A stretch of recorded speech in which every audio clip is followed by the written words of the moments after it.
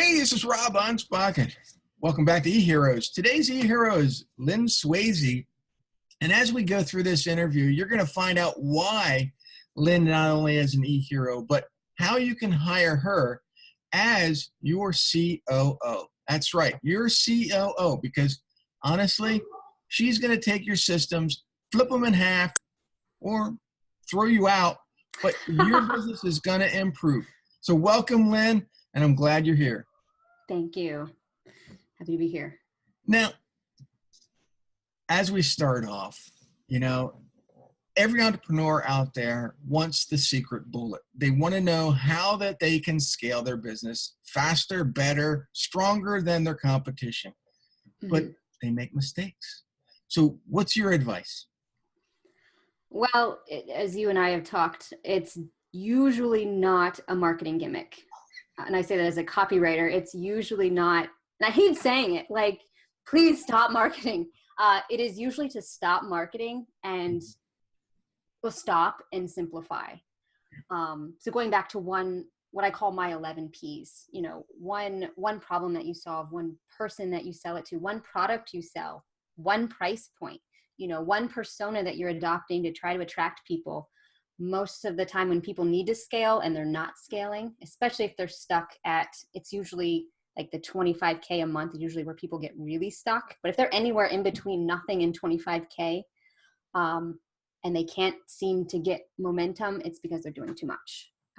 So stop, put ropes on your hands, sit on your hands, stop doing stuff. Yeah. I find that we all suffer from the shiny object syndrome, and we want to take on a lot of things. We want to please all of our clients. We want to be able to be this hero to them. And that's all well and good. I mean, I love putting on the cape. I love putting on the boots. That's what the podcast is all about. The problem is that we can't be all things to all people. We have to focus on that one thing that we're really good at. And so if it's copywriting, if it's, cleaning carpet, if it's, making sure that your electric is brilliant and lights up the place. Great. But you can't be all those things and hope that you're going to succeed. Just from a copywriting perspective, it is impossible to write marketing that does all those things. Even just writing to 2 different avatars is impossible with one piece of copy. I mean, possible in that you can do it, but impossible that it's going to work well. It just, you can't, so, which is why I'm no longer doing mostly marketing, because I found that copywriting isn't what they needed. Marketing isn't what they needed, which was hard. Cause I probably spent $20,000 in like marketing training and gurus and courses and conferences and, 4 years of my life to come to the conclusion that this isn't what my clients needed. I've been studying marketing since, 1998. So 20 years. And, I've seen Dan Kennedy. I've seen, Brian, it's just. Dice. I've seen all these brilliant guys, but one thing they have in common is they focus on one thing. Yes. You can say exactly who they're for, who they're not for, right. who should be following them, who shouldn't, if you're ready for them. Right. That's the thing. That's the one thing they're not. They may be telling you. Dan Kennedy probably is. He's probably, he'll kick you in the butt about it. But the others, it's like, this is the magic solution. Right. Yeah. And you touched on one thing, and I think that confuses people is avatar. We don't know who our avatar is. And if you're listening and you have no idea what an avatar is, it's basically that ideal customer that you're going after. How do you picture them in your mind? What do they do? What do they drive? Where do they live? What's their buying habits? If you don't know what that is, how are you supposed to sell your goods and services to them? Are you even selling the right goods and services? Right. And that's one thing I have in my 11 Ps is almost this idea that each of these components, it's like a music. I'm not a musician, but like those slider soundboards, right? You change one, you got to change the others. It's like a lock, right? And so if you change who you're selling to, you might have to change the product that you're selling to. Like if you want to sell to stay-at-home moms, you probably can't sell a high ticket, consulting package, right? Maybe you need to sell something lower price, or if you really want to sell this one thing, maybe you have to change who you think you're selling it to. So it's really important that you at least get who you're selling to down. I don't know how anybody can like get marketing, or you don't even know what platform you need to be on if you don't know who you're selling to, or who you need to be, your persona. Like if I wanted to sell to finance people, which I don't, but let's say I really want to, I probably shouldn't curse. Maybe I shouldn't have my buzzed haircut and whatnot. It's so important. And the number of entrepreneurs who can't tell me this, and I've had people making 30,000 a month go, I don't know. Like, how are you in business? What have you been doing with your life? You're so lucky, because it's so important. Yeah, because it's so important. In order to scale or be better at what you're doing, you have to understand not only where you came from, but the dynamics. Mm-hmm. And most entrepreneurs have no idea. They think, well, you know what? I'm just going to rebrand myself. I'm just going to be, something different. And that doesn't always work. You have to be strategic about something different. If it's not working, something has to be changed. But it's like, opening a door. You got to change certain tumblers to get it to open. But if you keep changing the wrong one, it's still not going to open. Mm-hmm. And rebranding is often changing the wrong one. It's, the problem is usually, almost invariably, not because their brand was bad. Usually their brand's on point. It's you're trying to sell 5 things, or nobody knows what you sell, or you're reinventing the wheel with each and every client, or you're not selling anything. There's that too, where it's like, I don't know what you sell. No wonder nobody's buying. When I started out, I was in the carpet cleaning industry, and I struggled. My slogan was, "We clean your carpet, not your wallet." And this was going back to 1995. Mm-hmm. And I wanted everybody to understand that I was affordable. And that's all well and good. But what I was attracting was people that didn't have any money, that had the worst carpets ever, that weren't appreciative, didn't value. They never referred me. I was slowly going broke. And I thought, there's got to be a better way. And I started learning marketing. And so I upped my prices, threw in a guarantee, started going after the right types of clients. And as I progressed through the marketing industry, I realized that I can take this marketing, teach anybody, anywhere, in just about any subject. Now, there's some I don't like to do, but right. And then I sold the cleaning business after 20 years. And the guy that bought it basically tanked it because he didn't understand the marketing. He didn't understand my customers, wasn't continuously marketing to them. And I thought, you know what? 20 years of my life down the drain. It took him like 2 years to kill it. Oh.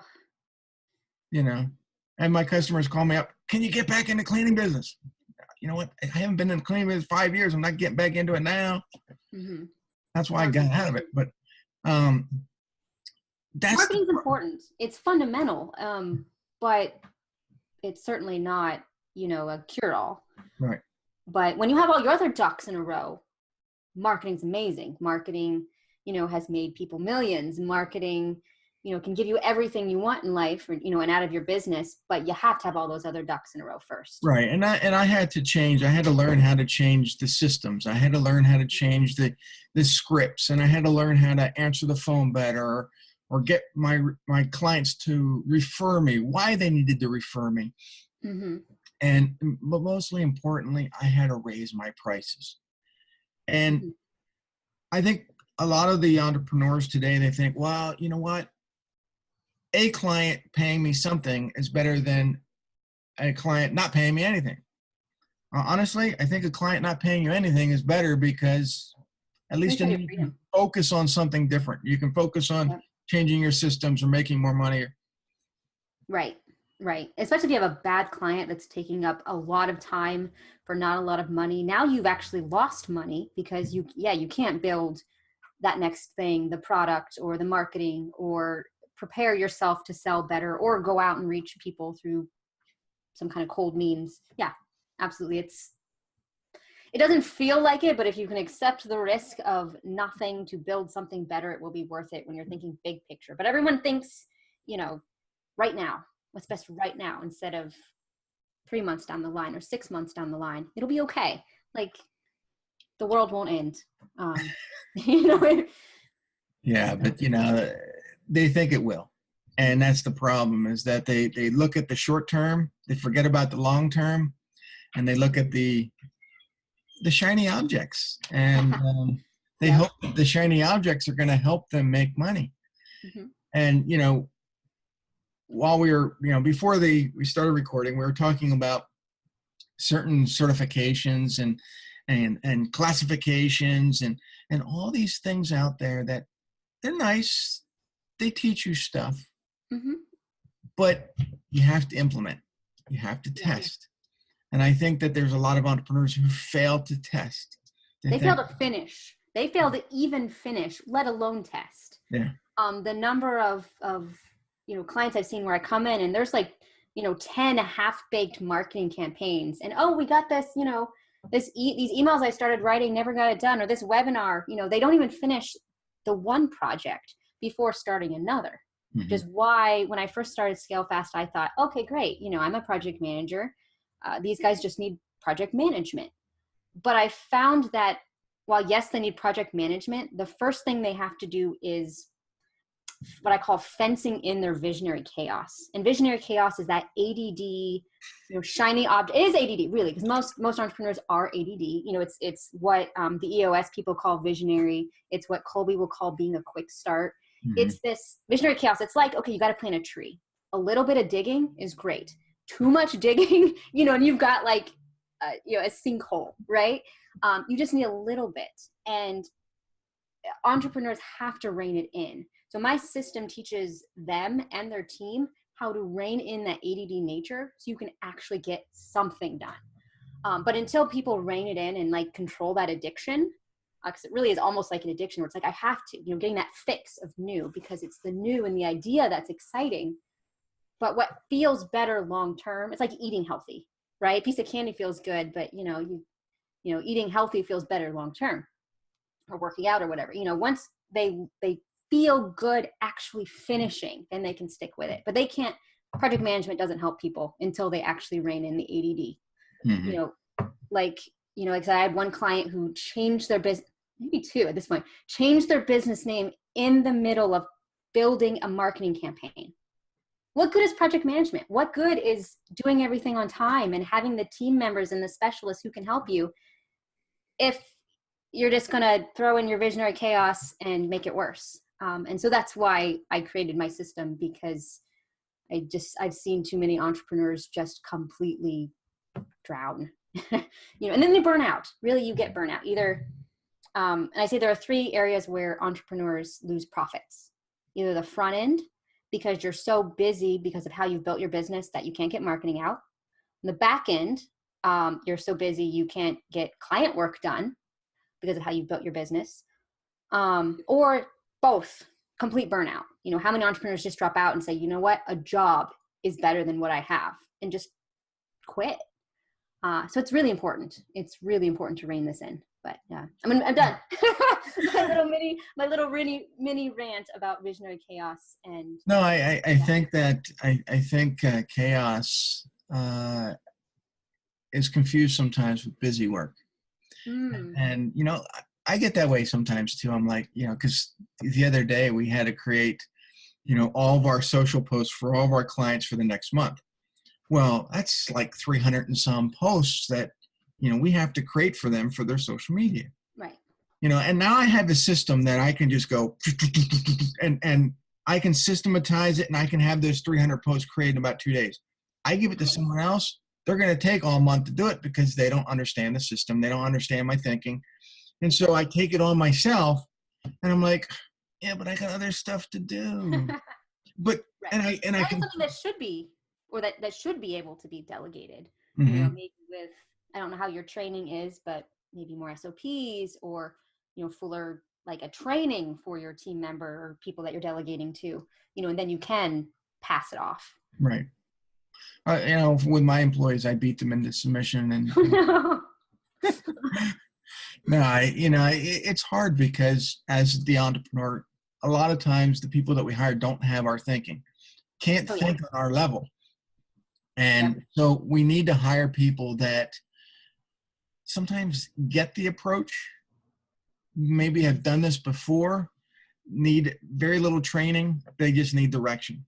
Right. And that's not always the great thing to do, but sometimes we don't have the time to properly train the people that we want. We get them to where they know how to do it. Mm-hmm. And then we just have to course correct them a little bit. Right. Right. That is the hard part. And that is why I usually don't recommend hiring some, like a foreign VA at $5 an hour to do something that you really need more of a specialist. Hire too much of a, most people can't afford a specialist, especially not full-time, sometimes not even part-time. And yeah, you have to free up enough time to be able to document and delegate. You just described the struggle, right? You're so busy and you're so overwhelmed. How can you possibly take the time to document what you do so that you can delegate and then manage those people? That's why I also have my 3 entrepreneur types, because not everybody wants to manage a team. Not everybody wants to be that CEO. Different people have different sizes they want to grow to. And I was trying to put everybody in one plan and it didn't work. There are some entrepreneurs that just want to go sip martinis on the beach and want it to be passive.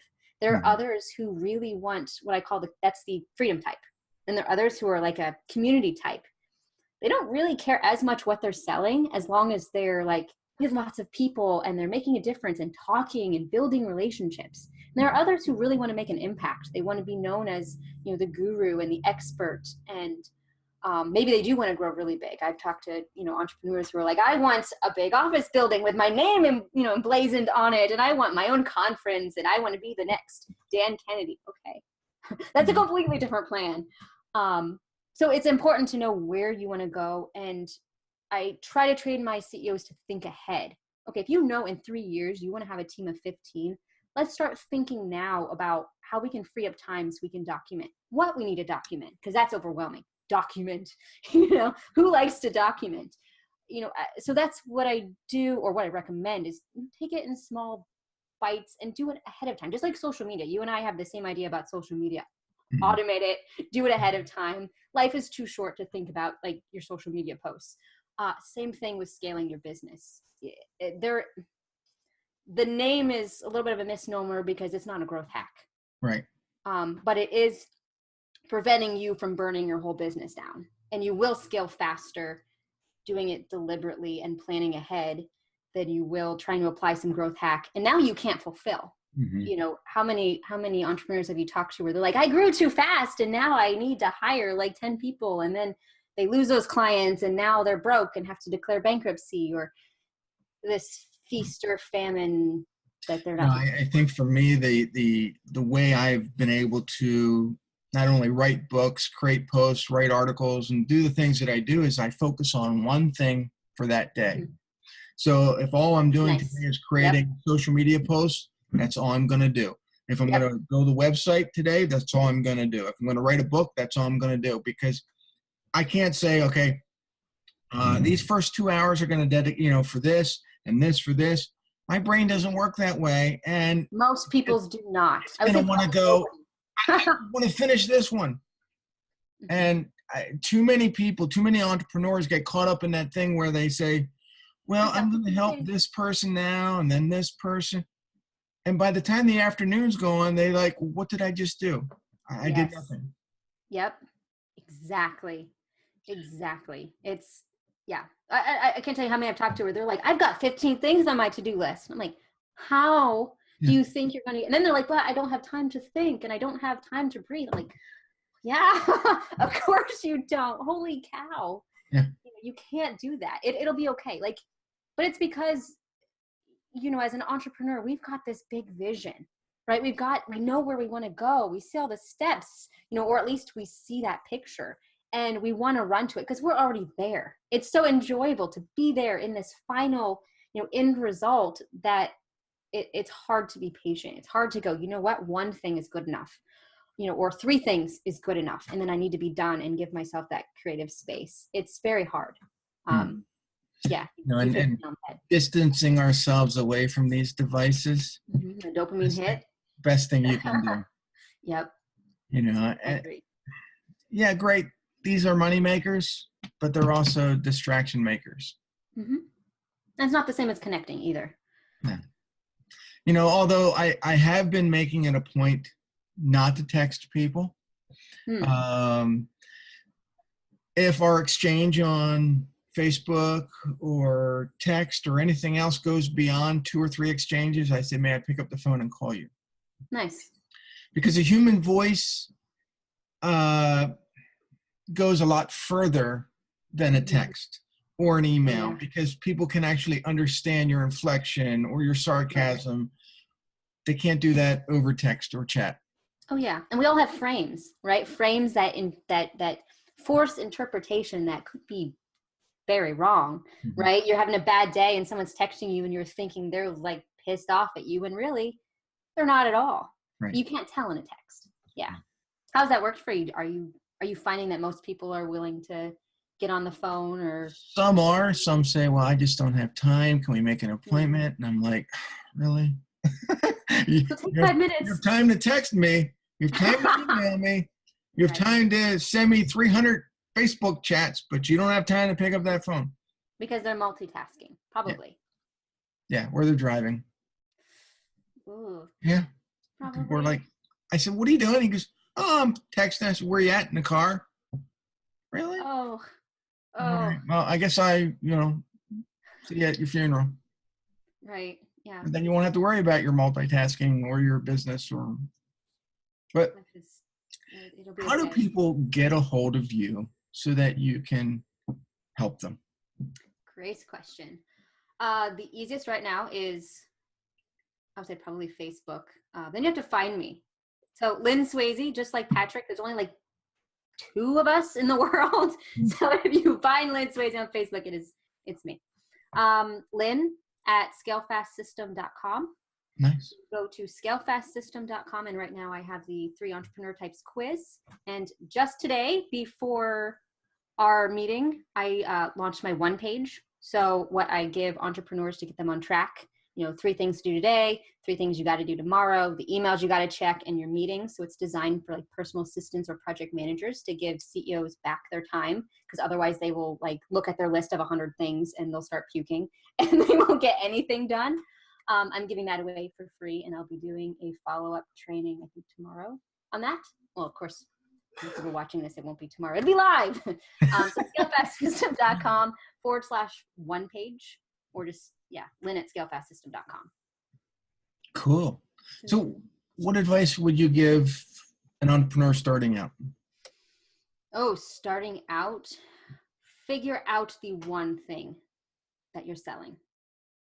The one outcome. Being firm on the one outcome and the one person and the one product will do far more for your business than any gimmick, any tool. Because then people know how to refer to you. Now you know who you need to reach. Now you can say, this is exactly what I do and who I help. And then people go, oh, I